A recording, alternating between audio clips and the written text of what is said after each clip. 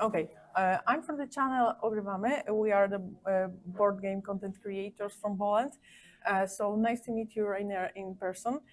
So I have, let's say, first, maybe silly question, but in Poland we have some, let's say, problems, issues with pronunciation of your name and surname. Can you just told us what the correct form would be?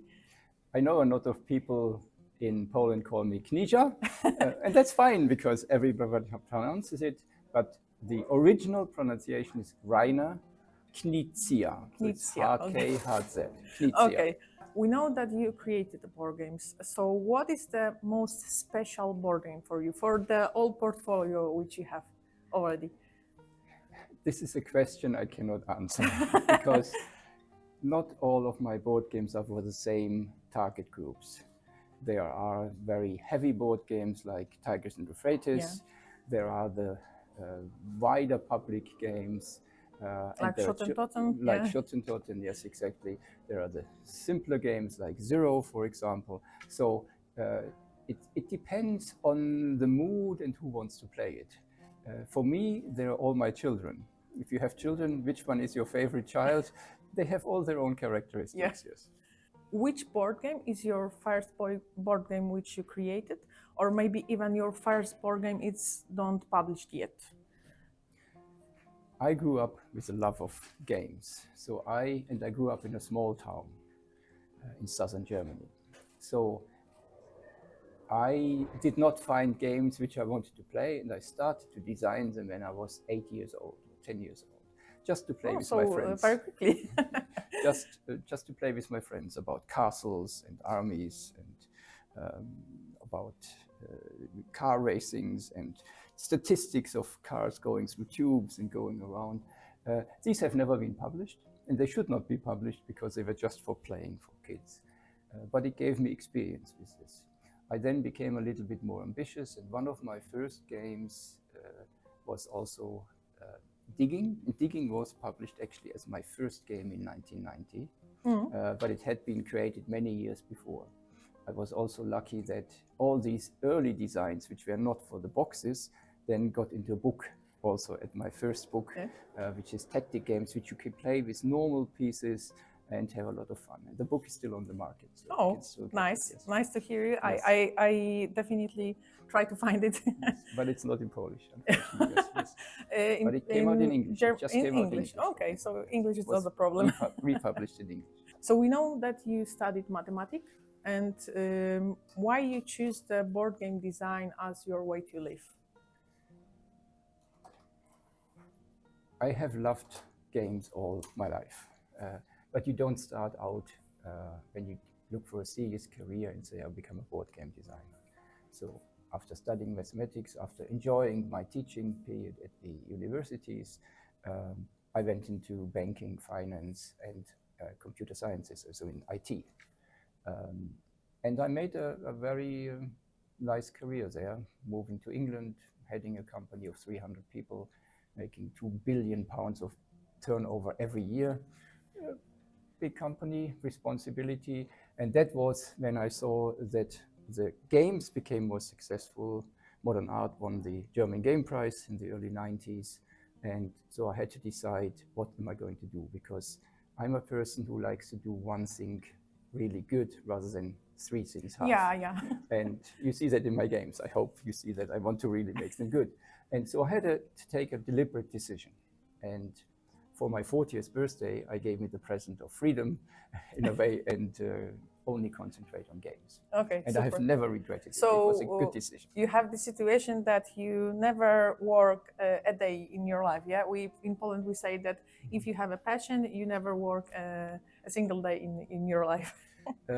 This is true and not true. You see, I love designing board games, designing games, and it's also what gives me a lot of energy and what I do best and which is my best contribution. But with the board game publishing comes more than just designing and dreaming about ideas. Yes, it's also about licensing the games, about approving the games, signing contracts, and all the operational financial stuff in the background. So it has become a company in a way. And there are more activities there. And not all activities are that fun, because if you deal with taxes and bureaucracy, it's not fun. But it comes with the job. And I have built a very professional team around me who are brilliant and excellent. And everybody in the team has found their passion of what do I want to do. And so we are sharing the tasks. And so many days are exactly my dream, and I don't work. Some days I still have to work. Okay, but if you are connected with some publisher, or you are the single player, let's say, in this market. I did not understand the question. So if you, for example, prepare some board games because some publishers ask for that or something like that, or do you invent it by your own and then sell it to the publishers? More fun is to think about the game and develop it freely, because like children, you cannot force a game somewhere. You have to develop its potential and see where it comes out. It starts out as a card game and suddenly becomes a tile game or a board game. If I work towards a brief, so when the company comes and say, do us this game, it's harder, because then you know exactly it has to be this box and it has to be that price and no plastics and all the conditions. And usually this happens if there is a license, a brand behind it. So to a Star Wars movie or some Disney licenses. And of course, the fun of this is that you get involved with Lord of the Rings, you get involved with the very big licenses. I'm just doing a new Hobbit game now, which comes out this year. And this is something which is more challenging, but also the fun of getting involved. So it's two different sides of it. And I'm trying to keep a balance, to keep the freedom, but also to do some of them which then have deadlines and all the points. Yeah, I know. So I forget the last question, sorry for that. But I'm a little bit... the second question was 3 parts, okay. So how many parts is the last question? Only one. And my last question is, how many prototypes you already have started and don't publish yet? Yes, this is a bit of a drama, because before the pandemic, I had 50 drawers. Every drawer has a game in there in development. But because I couldn't test during the pandemic, I ordered another 50 drawers. Okay. So at the moment, there are, not all of the drawers are full, but there's almost 100 games in development. Wow, that's quite a lot. But it's a selection process, because nobody can work on 100 games. Yeah.